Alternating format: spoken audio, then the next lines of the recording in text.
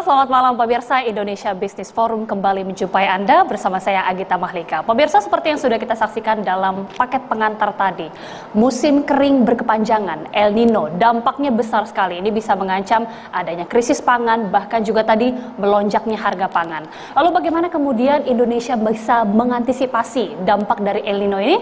Kita akan membahasnya malam ini di Indonesia Business Forum. Saya akan perkenalkan sejumlah narasumber yang sudah hadir di studio TCI kali ini. Yang pertama ada Deputi 1 Badan Pangan Nasional Pak Igusti Ketut Astawa. Selamat malam Bapak, boleh dipakai audio mic-nya?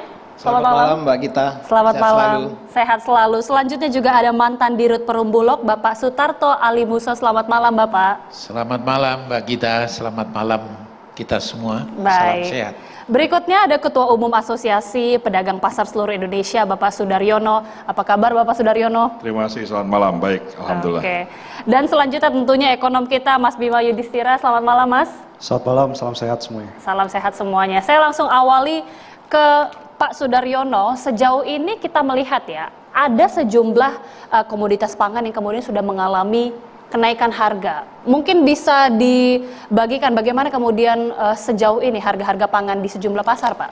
Baik, kalau kita melihat ya kondisi pasar saat ini, komoditas-komoditas pangan ya, baik itu yang beras, kemudian biji-bijian termasuk cabai yang segar dan seterusnya, relatif terkendali. Artinya ada kenaikan, kemudian bisa ada menurun dan seterusnya, sehingga kita bisa bilang stabil tinggi gitu. Tidak tinggi terus-terusan ya. Kalau kami di Asosiasi Pedagang Pasar, intinya kan jumlah pasokan ya. Dengan adanya isu El Nino, kemudian perang Rusia Ukraina misalnya, itu kami sejauh ini kondisi real di lapangan pasokan ada.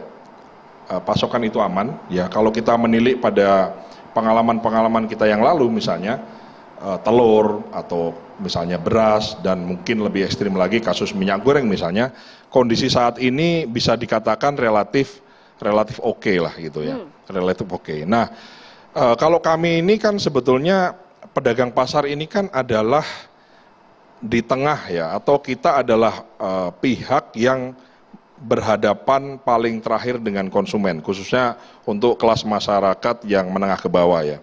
Karena kan yang menengah ke atas kan saya kira belanjanya nggak di pasar tradisional. Nah, kita ini intinya adalah ada dan tidaknya pasokan itu sangat mempengaruhi kondisi harga yang ada di pasar. Kami ini dilematis karena setiap ada kenaikan harga selalu yang dicek itu di pasar tradisional gitu. Ya, selalu nanti yang bisa jadi yang disalahkan pedagang tradisional. Padahal sebetulnya kita ini hilir. Sebetulnya ada hal-hal hulu yang saya kira juga perlu, nih di sini ada tokoh-tokoh hebat semua, saya kira itu perlu untuk dicarikan solusi.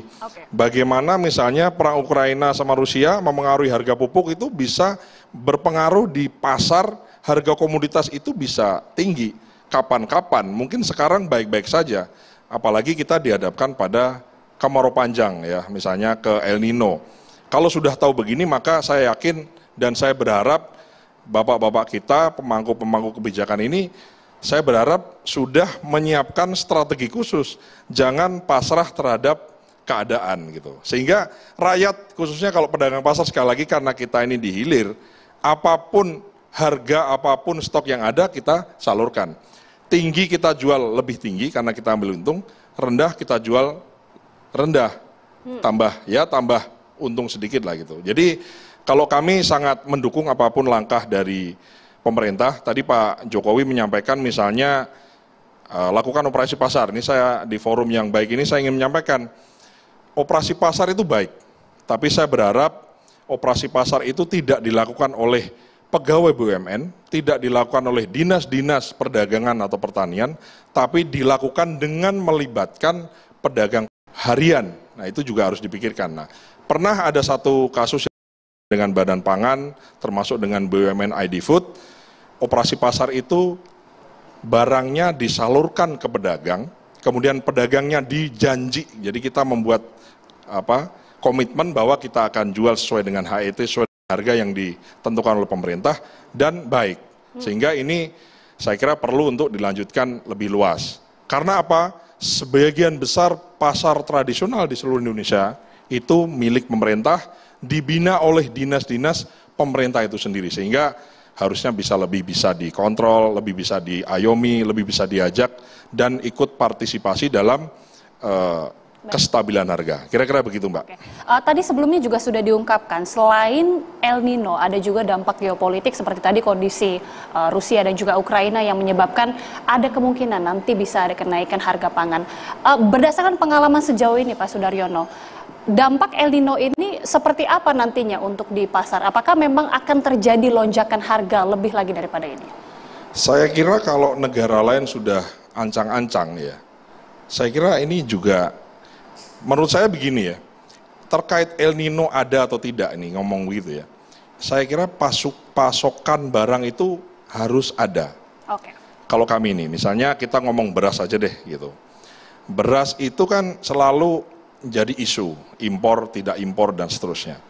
Kalau kami ini kan bagi rakyat ya, bagi rakyat konsumen maupun pedagang pasar misalnya, pasokan itu penting. Tentu kami juga tidak ingin menyakiti perasaan rekan-rekan petani ya. Kita sih inginnya tentu tidak impor swasembada pangan, tapi kadang-kadang impor itu perlu dilakukan. Kami bukan berarti pro impor, bukan, tapi demi menjaga kestabilan, hanya pengelolaan impornya yang harus betul-betul dilakukan secara hati-hati. Misalnya yang impor itu Bulog itu yang ngelola semuanya, jadi tidak ada kebocoran dan seterusnya. Saya kira itu juga satu hal yang perlu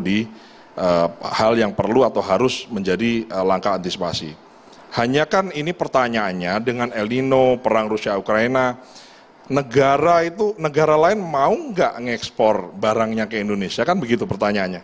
Jangan sampai kitanya punya uang, tapi negara lain itu enggan untuk mengekspornya ke Indonesia. Sehingga saya yakin ya kalau El Nino ini apa yang seperti diperkirakan ini terjadi, ya kalau tidak ada action apa-apa dari hulu, dari pemangku-pemangku kebijakan, dari kementerian, pemerintah maupun badan pangan dan lain-lain, ya tentu saja kalau dibiarkan begitu saja ya tentu rakyat yang menjadi korban dari ini semua. Terima kasih. Saya sekarang ingin langsung ke Pak Ketut. Tadi kita sudah mendengar juga di dalam pernyataan salah satu dari guru besar IPB bahwa dampak El Nino produktivitas pertanian ini akan menurun sekitar 5%. Sebenarnya bagaimana kemudian cadangan pangan kita, pasokan kita? Kalau tadi Pak Sudaryono mengatakan yang penting pasokannya ada dulu, ini pasokannya bagaimana Pak? Baik. Terima kasih Mbak Gita. Saya mungkin sampaikan dulu salam dari Pak Kabadan. Beliau lagi di United Nations Food Security Summit di Roma. Tadinya beliau ingin bergabung juga, tapi kebetulan di sana sebagai narasumber, jadi saya ada di sini. Secara prinsip begini, kita bicara El Nino sebenarnya saya sepakat dengan Mas Daryanto, mestinya kita jangan ketakutan, tapi kita berbicara antisipasi dan kewaspadaan. Ada tidak ada El Nino, mestinya kita produksi harus kita tingkatkan. Itu prinsip awalnya dulu. Nah yang kedua, terkait dengan proses bicara El Nino ini, maka kita sudah tahu sejak bulan Februari, teman-teman BMKG sudah menyampaikan data, mengingatkan kepada seluruh pihak bahwa kita ada potensi. Pak Presiden sendiri sudah memerintahkan semua kementerian. Artinya dalam mengantisipasi El Nino, maka produksi padi harus segera ditingkatkan, produksi harus ditingkatkan, kemudian musim tanam atau pola tanam harus disegerakan. Ini sudah dilakukan oleh teman-teman Kementan. Kemudian dari sisi PUPR juga diminta agar menyiapkan embung, menyiapkan waduk dan lain sebagainya, sehingga sarana perangkap air terutama dalam memanfaatkan air hujan ini harus diutamakan. Dan terakhir juga memerintahkan kepada Kepala Badan Pangan Nasional untuk memetakan, memastikan jumlah cadangan pangan, kebutuhan dan lain sebagainya. Nah, saya akan berbicara dengan cadangan pangan karena berdasarkan Undang-Undang Nomor 18 Tahun 2012 tentang pangan, maka salah satu upaya kita, upaya negara dan amanah daripada undang-undang tersebut adalah bagaimana kita memperkuat cadangan pangan pemerintah. Di mana cadangan pangan pemerintah ini salah satu fungsinya adalah yang pertama adalah menjaga atau mengelola atau mengendalikan, mengintervensi pada saat terjadi gejolak harga, kemudian bencana alam, kemudian bantuan sosial dan bantuan hubungan internasional.